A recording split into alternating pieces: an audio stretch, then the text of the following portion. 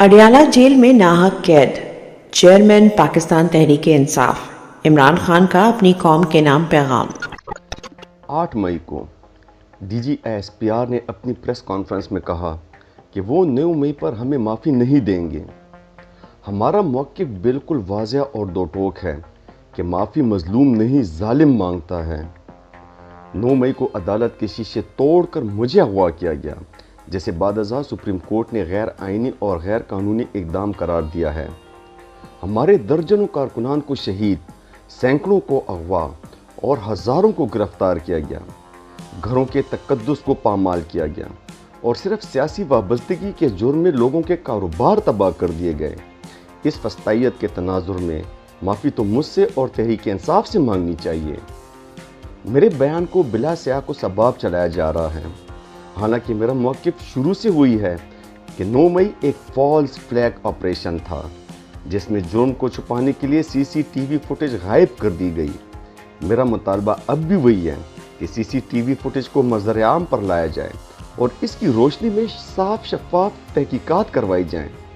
Doctor Yasmin Rashid, जो बतौर एक तहरीक इंसाफ की नुमाइंदा 9 मई को कोर कमांडर हाउस के बाहर मौजूद थी, उन्हें मुतअद्दिद वीडियोज़ में कारकुनान को पुरअमन रहने की हिदायत देते सुना जा सकता है। ये साबित करता है कि 9 मई को हमारी जमात का कोई रहनुमा तोड़ फोड़ और जलाओ घेराव में शामिल नहीं था।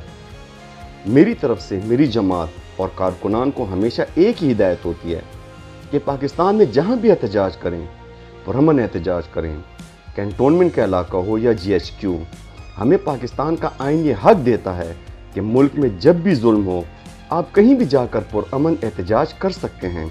अगर शफाफ तहकीकात के नतीजे में तहरीक इंसाफ से वाबस्तगी रखने वाला कोई रहनुमा जलाओ गहराव और तोड़ फोड़ के वाक़यात में मुलव्विस करार पाया गया तो उसे करार वाकई सजा दी जाए। जेल में बैठकर पेशन गोई कर रहा हूँ कि हुकूमत के पास 2 माह से ज़्यादा वक्त नहीं। नवाज शरीफ, शहबाज शरीफ और आसिफ अली जरदारी के नाम ECL में डालें, ये भाग न जाएं, केसेस बनाएं या जेल में रखें। मैं डील करने को तैयार नहीं। डील वो करता है जिसने कोई जुर्म किया हो। मेरा कोई पैसा बाहर नहीं पड़ा, ना कोई जायदाद। मैंने सारे केसेस लड़े हैं, मज़ीद भी लड़ूंगा। मुझ पर और मेरी एहलिया पर केसेस करने का मकसद PTI को तोड़ना था। मुज़ाकरात की ख्वाहिश को कमज़ोरी से ताबीर ना किया जाए। मेरे लिए मेरा मुल्क पाकिस्तान मुकद्दम है और इसी के सियासी और माशी मफाद के लिए मैं कशीदगी में कमी का हामी हूँ। मुज़ाकरात मशरूत और असल फैसला साजों से ही होंगे। हुकूमत में मौजूद रोलकटे अपने इक़्तिदार को दवाम देने के लिए मुल्की मफाद को दाव पर लगाना चाहते हैं। ये रेलोकटे फौज को वरगलाते हैं कि तहरीक इंसाफ को ख़त्म कर दो। क्या 90% अवाम की नुमाइंदा जमात को ख़त्म करना मुमकिन है? जो भी ये ख्वाब देख रहा है उसे तारीख से सबक सीखना चाहिए। जिस तरह मगरबी अदालतों ने इसराइल को फ़लस्तीनियों की नस्लकशी की खुली इजाज़त दी है, इसी तरह काजी फैज़ ईसा ने रियासत के साथ हम पर जुल्म करने में मुकम्मल शराकत दारी की है और उनका इस जुल्म और फस्तायत में पूरा साथ दिया है। इसी तासुब और इंसाफ की अदम फराहमी की बुनियाद पर हमने काफ़ी अरसे से काजी फैज़ ईसा की मेरे मुकदमात से अलहदगी की दरख्वास्त दे रखी है। 8 फरवरी के इंतखाबात में भी हमारी पार्टी से बल्ले का निशान छीन कर काजी फैज़ ईसा ने जिस तरह PDM और इलेक्शन कमीशन की सहूलतकारी की है वो सबके सामने है। बंगाली अवाम ने अपने हकूक़ और जमहूरियत की बका के लिए मुत्तहिदा और पुरअज़्म जिद्दोजहद करके जिस तरह मुल्क में राइज जाबराना निज़ाम से छुटकारा हासिल किया, वो काबिल सताइश है। इस सारे एहतजाज में अभी तक जिस तरह Bengali chief of army staff ने गैर सियासी रहते हुए मामले से निपटा, वो उनकी पेशेवराना अखलाकियात की दलील और काबिल तारीफ़ है। आर्मी को बतौर प्रोफेशनल इदारा और उसके आर्मी चीफ को इस किस्म की सूरत हाल में गैर सियासी रहना चाहिए। फ़ौज एक कौमी इदारा है और फ़ौज हम सब की है।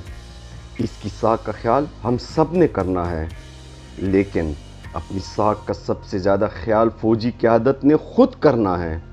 ख़ुद एहतसाबी बहुत मुफीद अमल है।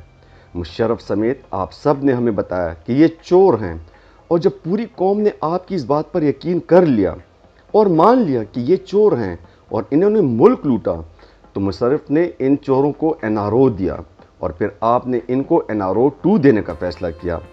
پھر ان چوروں نے اپنی مرضی کے قوانین بنوائے۔ ان کو انتخابات میں بدترین شکست ہونے کے باوجود آپ نے ان کے لیے دھاندلی کر کے ان کو اقتدار دیا۔ آپ چوروں کے ایک ایسے ٹولے کا مسلسل ساتھ دے رہے ہیں جن کی ترجیح ذاتی مفاد ہے۔ انہیں نہ عوام سے کوئی لگاؤ ہے نہ ملک کی فکر۔